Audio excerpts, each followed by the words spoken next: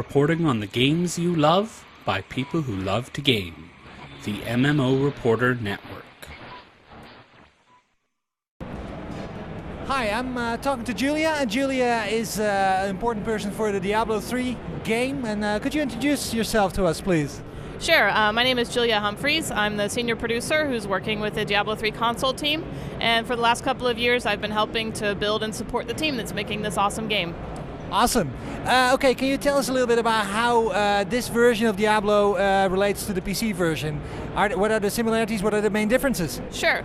So, one of the advantages of us having some staggered development from the PC product is that we get all of the awesome features of the PC game. So we have the 5 powerful hero classes, we have the endlessly dynamic gameplay with the randomized environments and the item drops. And we also have the advantage of getting all the content patches that have come out to support the PC product over the last year. So at this point, up to everything, including patch 1.07, is included in the console version. Some of the things that are different in the console version include, obviously, direct control of your character. So, on the PC version, obviously you're using your mouse to tell your character where to go. On the console version, you're directly controlling them with the analog stick, which kind of opens up some different gameplay opportunities for us. So you may have seen on the floor, like the evade maneuver that you can do with the right stick. Yes. That's one of the things that we have the opportunity to do because of the direct control. That felt really good. The evade with the right stick and aim with your left stick, or walk with your left stick. That's fantastic. Yeah, one of our philosophies in developing the console version of D3 was we really wanted console players to feel like the game was hand-built for them. Like it was native to the platform that they like to play on. So our mandate was really to make the best possible console version of Diablo 3 that we could. So is there a real money auction house as well for the PlayStation 3 version? We do not have the real money auction house on the PS3, so when we were looking into developing this for console, one of the things that we realized was that a significant portion of console players never connect their consoles to the internet, or they want to be able to move it from room to room in their house, or it just doesn't work in their living room setup, or whatever the case may be. And we didn't really want to make an experience that was going to shut out a lot of people who might want to play the game. So we made the decision to allow offline play, and as a result of that, we had to make the decision to not include the auction house, since once you have an offline environment, despite our best efforts, sometimes you can't always validate all the save data and make a really, protected and enjoyable experience for players on an auction house. I understand. Isn't there a risk that many PC players who are quite vocal about the always-on DRM, always-on functionality, that they feel vindicated in saying, "See, you can do it offline anyway"? Well, the PC players and console players, we feel, are really a very different ecosystem of players. The way that they play, the way that their systems are set up, and we've tried to make the best decisions for both groups. So, PC players being always online, they get all the benefits of Battle.net, which really require you to be online. For console, you don't get an auction house with offline play, but we're just trying to make the best overall decisions for both groups. Is there no auction house at all, not even with the in-game gold? That's correct. Oh, that's a shame. Well, because of that, we've actually made some changes to the item game. So because we realized that some people may play offline all the time, also maybe their friends lists aren't as wide as they might be on Battle.net. They might not have as many people to play with from the start.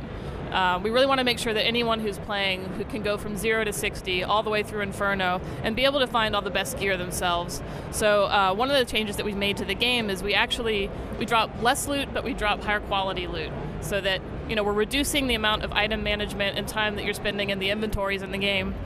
But we're also making sure that you're going to get the best quality items for your class as you're playing through.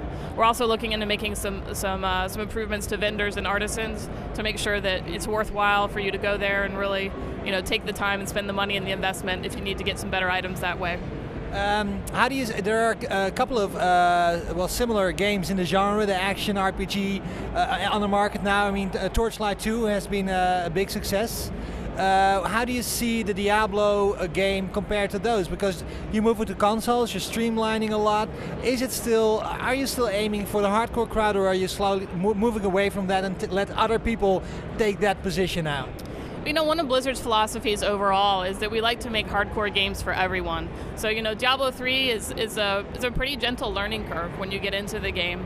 But, the more time you spend in it and the further along you get, pretty soon you're in a pretty hardcore environment. By the time you're getting into the Inferno levels and you're earning Paragon levels for your character, that's a pretty hardcore experience. And we found people who aren't necessarily even gamers sometimes who started on the PC, and before they know it, they're in the higher level difficulties, and they sort of don't even recognize themselves. Like, well, how did I get here? I don't know what I'm doing.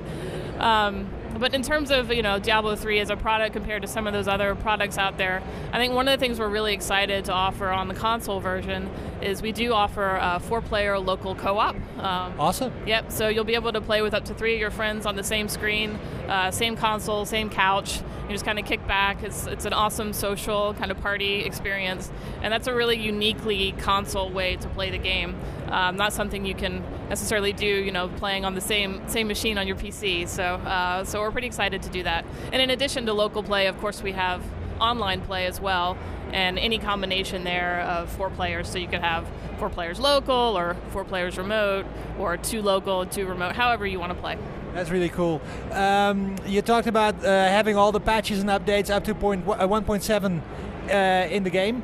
Are the patches going to run in parallel between the PS3 version and the upcoming patches that you're obviously going to do for the PC version? Yep. So, Blizzard is always really committed to providing updates to their community, especially based on their feedback, to make sure that we're providing the best game experience that we can for our players. So we are committed to bringing title updates to our console players in the same way that we bring patches to our PC players. The timing of that is still to be determined, but we do want to make sure that we provide that. This is what I played, the hands-on that you provided here on the show floor is the PS3 version of the game. Obviously you made a big announcement that there's going to be a PS4 version. The logical question, is this going to be on the Xbox and on the next Xbox? Well, we don't have any additional platform announcements to make today, but so you can tell me. Stay tuned. Stay tuned. Thank you so much. Absolutely, it was a pleasure to speak to you today.